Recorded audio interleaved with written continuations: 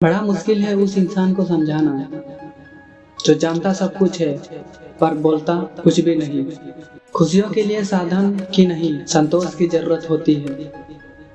मन को खाली करो, विचारों से मुक्त की आशा से शून्य हो जाओ। कल पर विजय पाने के लिए मौन से बड़ा कोई शास्त्र नहीं है।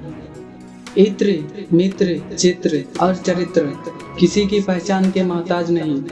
ये चारों अपना परिचय स्वयं देते हैं। कांटों को समझने के लिए बुद्धि काफी है, फूलों को समझने के लिए तो हृदय चाहिए। स्वभाव में चले जाना, धार्मिकता हो जाना है। स्वभाव से बाहर भटकते रहना, अधार्मिक बने रहना है। जो शेष बची है उसे ही विशेष बनाइए, अन्यथा अविशेष तो होना ही है। आपकी तकलीफें आपसे दूर नहीं हो सकती, लेकिन आप अपनी तकलीफों से दूर हो सकते हो।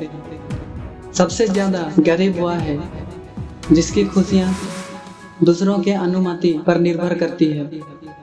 जितने तुम चतुर होते जाते हो उतना ही तुम्हारा हृदय मरता जाता है। तनाव का अर्थ है कि आप कुछ और होना चाहते हैं जो कि आप नहीं हैं। हमेशा याद रखना, जीभ कभी भी नहीं फिसलती है। दिमाग में जो चल रहा है वह हमेशा जीभ पर आता है। सारी दुनिया का ज्ञान प्राप्त करके भी जो स्वयं को नहीं जानता उसे सारा ज्ञान निर्थक है।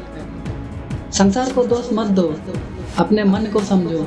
मन ही तुम्हारा असली संसार है। विचार से कोई उत्तर न कभी मिल सकता है, न मिली है। उत्तर तो निर्विचार से ही आता है। जो जानता है वो जानता है कि बताने की कोई ज़रूरत नहीं, जानना काफ़ी है।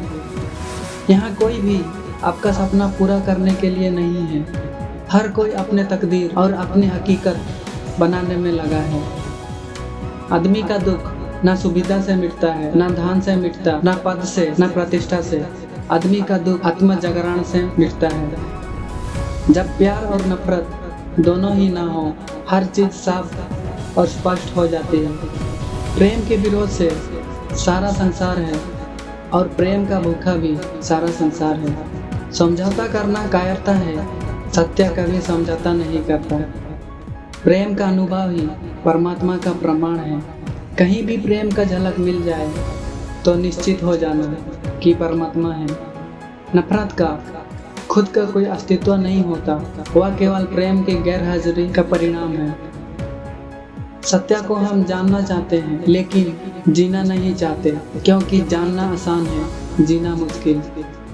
जिस दिन से यह जिंदगी व्यर्थ दिखाई पड़नी शुरू हो जाए उस दिन असली जिंदगी शुरू होगी। ध्यानी जिंदगी के प्रेरक क्षण का उपयोग करता है, जन्म से लेकर मृत्यु तक। जो भी समस्या आए ध्यान करते रहना, धीरे धीरे हर समस्या विदा हो जाएगी। कभी भी अपने दुख पर ज़्यादा ध्यान मत दो, क्योंकि ध्यान भोजन के समान है। आप जितना ध्यान देते हो तो वह चीज़ उतना ही मजबूत होती जाती है।